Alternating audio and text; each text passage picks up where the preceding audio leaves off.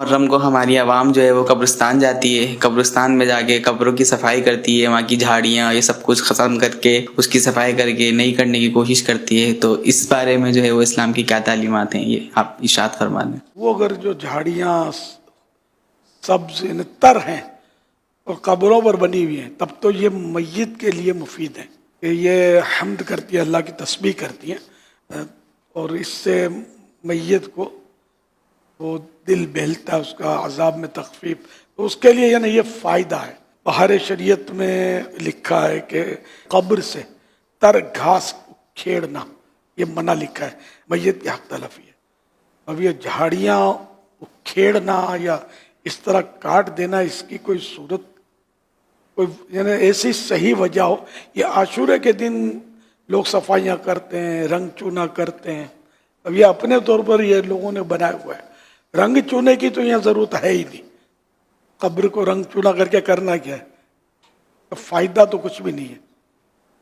تو جو بے فائدہ کام کیا پھر خرچہ کیا، پھر یہ خرچہ اس رقم سے ایصال ثواب کر لیتے اپنے میت کو. سیمنٹڈ قبر ہوگی پوری تبھی رنگ چونا ہوگا اس کا. اس سے کیا مقصود کیا ہے رنگ چونا؟ تو مزارات اولیاء پر رنگ چونا ہوتا ہے، گنبد بنتا ہے تو لوگ جاتے ہیں اکتساب فیض کرتے ہیں. تو یہاں ضرورت کی صورتیں بن جاتی ہیں اولیاء کرام کی مزارت پر. عام قبرستان بالکل قبریں خالی پڑا ہوتا ہے، قبرستان کتے بلے گھوم رہے ہوتے ہیں، اور مطلب اب قبرستان ہوتا ہے. اب اس قبر پر آپ نے اس عاشورے کو رنگ چونا کیا، اب کیا آپ نے اس کو کیا آپ کی نیت کیا ہے؟ اس سے فائدہ کیا ہے؟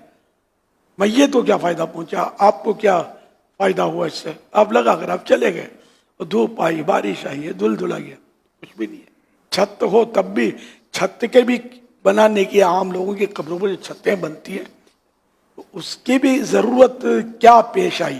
ہاں یہ نیت ہے کہ دھوپ میں ہم اس کے سائے میں بیٹھیں گے اور تلاوت کریں گے، کچھ پڑھیں گے، اس طرح یعنی کہ اس مقصد کے لیے تو چھت یا عمارت قبر پر بنائی جا سکتی ہے.